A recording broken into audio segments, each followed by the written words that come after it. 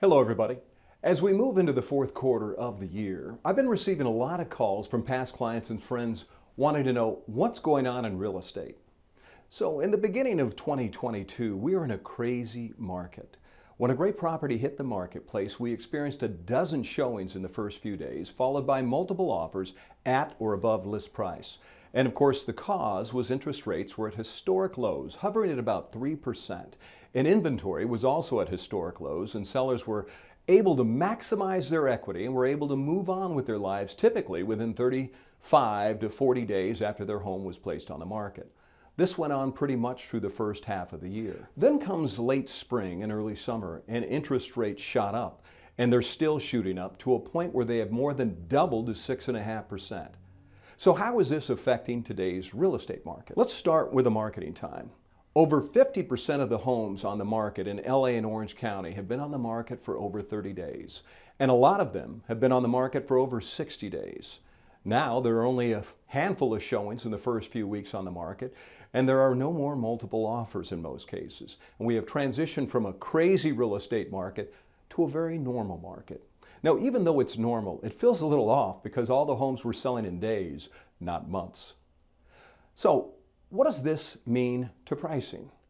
Interestingly enough, there is still a shortage of inventory. There is still a demand for housing. And let's face it, real estate is a supply and demand industry, which means their values, albeit will soften slightly through the end of the year. The data indicates the market will remain strong.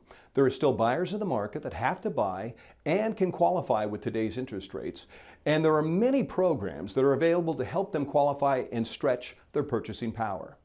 Additionally, unlike earlier in 2022, in most cases, they can make an offer on a home with little to no competition, meaning they are the only offer on the table.